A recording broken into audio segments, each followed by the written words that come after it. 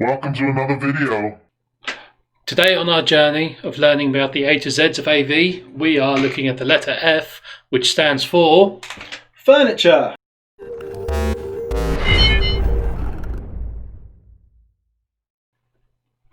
So we don't exactly work in DFS, but No. how does furniture fit into AV? Well, a lot of our equipment is housed within furniture, Like what? like AVRs, amplifiers. Sometimes we house speakers or subwoofers inside furniture as well. Like in-wall speakers, but in furniture speakers. TVs go in furniture. One good one I can think of is the sliding door in the wardrobe, bedroom TV. I was going to come on to that actually. Why would a potential homeowner want to get the AV company involved in their furniture purchase decisions? Because we know what needs to go in there, so we know how big it needs to be. Some people buy furniture, they hope for the best, they stick it in the room, we come along and tell them it's no good. The furniture's probably really expensive and really nice.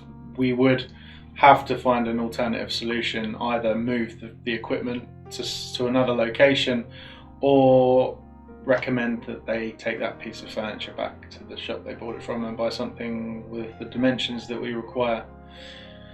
Otherwise they might need to spend a bit more on equipment to get some smaller pieces of equipment if possible.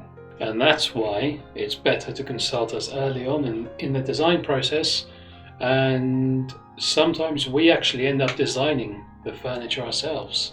Yeah, it has happened. We've designed various pieces of furniture to go, especially if it's like fitted furniture in a cinema, maybe Floor to ceiling furniture. floor to ceiling furniture, that kind of thing that's bespoke, that's built around the AV equipment. So in a cinema we would need to accommodate the room size, but also the screen size, and then the equipment size. We've designed some furniture that is part of a built-out wall installation where you have speakers in wall, an acoustically transparent screen, and AV equipment underneath. So the furniture is actually set back inside the built-out wall, And that gives a nice single unit looking finish, as opposed to having multiple things modularly stacked on top of each other. You just have one piece of furniture up on the wall. Everything you don't need to see is hidden. Everything you want to see is well presented. Another really important aspect of audiovisual equipment when it comes to furniture is that our equipment needs to breathe. Now, a lot of furniture doesn't allow for ventilation. It doesn't allow heat to escape. But escape. That's what needs to breathe. The heat needs to go somewhere. A lot of furniture doesn't have thermal management in mind. So we tend to either specify equipment that has got thermal management in mind, or we design something Through adding vents, fans, or extraction pipes where needed. We lead the pipe. Audiovisual equipment can be quite heavy as well. Some cheaper pieces of furniture just can't handle it. Over time things wear or IKEA, for instance, the hollow IKEA shelves and cabinets, you put a decent sized amplifier on one of them and a month later it starts doing this. Yeah. Eventually it will probably just say, nah, that's it. Yeah, it's definitely worthwhile having furniture that's made of, it doesn't have to be solid timber, but a high quality MDF. The majority of the furniture that we've installed equipment into tends to be decent, thick MDF, which does seem to stand the test of time. Quite simply, from a service and maintenance perspective, there are really easy pieces of furniture to work within, and then there are pain in the arse pieces of furniture that there's no room for cable management. Having a piece of furniture designed specifically for AV gives us the opportunity to have a tidy installation, and also make it easy for us to come out and service it really easily. We're in and out, it's much faster, makes our jobs easier. The cable management also goes hand in hand with heat and ventilation management, because where you have lots of cables bunched up at the back of a piece of equipment, for instance, it doesn't allow that natural airflow, albeit at the back, the side, on top, anything like that.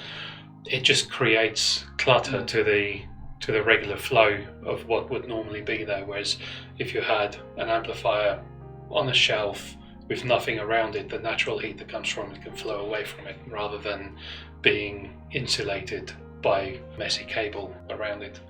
So what types of furniture do we often work with? Cabinets, wardrobes, like we mentioned. Mm-hmm. TV cabinets especially, as in just the bog standard low level standard TV on top with maybe a few drawers, definitely a couple of doors, holes in the back, you know. Yeah. How about, does a picture frame count as a piece of furniture? I suppose to an extent. A picture frame, it is part decoration, part furniture. I'm going to say it is a piece of furniture for now. So like a mirror. Like a mirror. So we've installed mirror TVs. If any of you haven't heard of a mirror TV, it's essentially, it looks like a mirror and then you can turn it on and it becomes a TV. They're amazing. Google it. Bit dark. They are a bit dark. Yeah. By its very design, it has to be. Otherwise, the mirror doesn't work. Yeah. Usually, they're installed in like bathrooms or places where the video content is not that important. It's just more of a feature where if you might want to watch the news whilst you're brushing your teeth or something, it's pretty cool. Pictures. Also, we've installed automated brackets before where the picture would come up and reveal a TV. We can install TVs inside furniture with an automated bracket. So from first impressions, it looks like just an ordinary cabinet. And then at the press of a button, a hatch pops up, the TV comes out on a bracket, turns on, and yeah, it's incredible. The best example of this I've seen was actually inside a bar, like an island bar in a room. Yes. So it's nice and tall, so you can hide a big enough TV in there. And bar tables tend to be made of decent, thick timber anyway. So it had a nice look to it, had a nice finish, and press the power button on the remote, and the 55-inch TV rises out of it. That's good. In the grand scheme of things, furniture may seem like a very trivial piece of equipment. But if you're tackling any large AV project yourself anytime soon, be sure to involve the AV guys at a very early stage, because we've seen it enough times where there's just not that initial communication, and somewhere down the line something has to be changed or swapped, which could have been completely avoided. The last thing you want is right at the end of a project where the final pieces of equipment go in and for it to not fit, because that will delay you from enjoying your AV system.